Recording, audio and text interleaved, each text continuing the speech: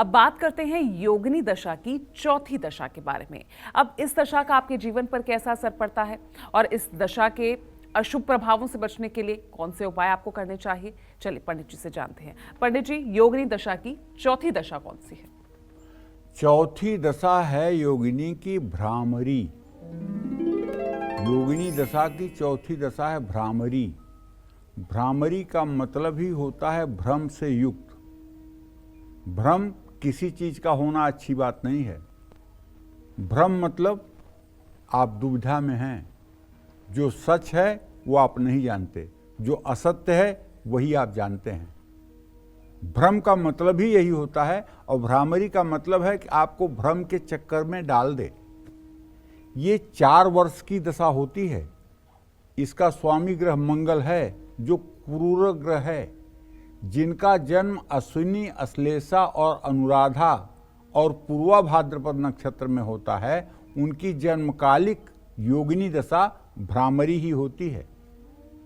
भ्रामरी दशा को अशुभ ही माना जाता है, ये अच्छी नहीं होती है। लेकिन इस दशा में अगर शुभ अंतरदशा चले तो पूरे 4 साल व्यक्ति को अशुभ प्रभाव नहीं मिलते। जैसे इसमें मंगला की दशा आ जाएगी, धान्या की दशा आ जाएगी, सिद्धा की दशा आ जाएगी, तो वो दशाएं नुकसानदेह नहीं होंगी। लेकिन भ्रामरी दशा में व्यक्ति को अलग अलग कारणों से काफ़ी यात्राएं करनी पड़ती हैं। विदेश यात्रा के भी योग बनते हैं, लेकिन यात्रा में तकलीफें मिलती हैं, यात्रा में कष्ट होते हैं, आर्थिक नुकसान भी होता है। मंगल के प्रभाव के कारण इस दशा में व्यक्ति नौकरी में बदलाव करता है। और जिन लोगों की कुंडली में मंगल दुर्बल है, अस्त है, नीच राशि में है, और उनके लिए तो ये भ्रामरी की दशा जो है प्राणघातक होती है। अग्नि से, विस्फोट से, बारूद से, बम से, बिजली से, आकाशीय बिजली से मृत्यु तक का भय होता है जिन लोगों की कुंडली में मंगल खराब हो। हाँ, अगर मंगल अच्छा है, मंगल लग्नेश, पंचमेश, नवमेश है, मंगल के ऊपर शुभग्रह की दृष्टि है, तो ये भ्रामरी दशा कम अशुभ फल देती है। इस बात को भी ध्यान में देना चाहिए। देखिए, ज्योतिष एक ऐसा विषय है कि अगर सारी चीज़ों को आप संतुलित करके फलादेश करेंगे तभी तो आपकी बात सच होगी। अगर सिर्फ एक चीज को, एक ग्रह को देख करके और आप कुछ बोलेंगे और उसके दूसरे पहलू पर विचार नहीं करेंगे तो आपकी बात हवा में उड़ जाएगी। या तो आप किसी को डराने के लिए कुछ बोल रहे हैं,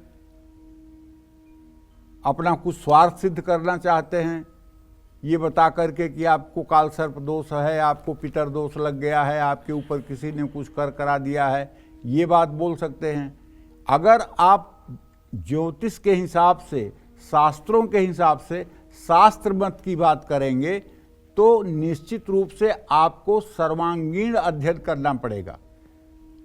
योगिनी दशाओं का अध्ययन करना पड़ेगा, महादशा का अध्ययन करना पड़ेगा, उसके बाद ग्रहों की अवस्थाओं का अध्ययन करना पड़ेगा। कौन सा ग्रह किस अवस्था में है, खडबल में किस ग्रह के कितने बल हैं, किस नवांश में वो ग्रह है, और भाव चलित कुंडली में वो ग्रह कहाँ पे स्थित है और किस भाव का कारक है वो। इन सब चीज़ों का जब आप एक सूक्ष्मतर अध्ययन करेंगे तब किसी व्यक्ति के बारे में आप कुछ बता पाएंगे। ब्रह्मा की लिखी हुई भाग्य को बताना कोई इतनी आसान बात नहीं होती है। व्यक्ति का स्वभाव नकारात्मक हो जाता है इस दशा में, और व्यक्ति को क्रोध आता है और वाद विवाद में समय बीत जाता है। आप पर भ्रामरी दशा चल रही है तो अपने मन को शांत रखकर ही कोई महत्वपूर्ण काम करें। ये दशा व्यक्ति को भटकाव की स्थिति में रखती है। भ्रामरी दशा चल रही है तो हनुमान जी की उपासना करें, लाल वस्तुओं का दान करें और मंगल का मंत्र ओम धरणी गर्भ संभूतम विद्युतकांत समप्रभम कुमारम शक्तिहस्तम च मंगलम प्रणमाम्यहम, इस मंत्र का 108 बार 4 सालों तक सुबह नित्य जप करना चाहिए।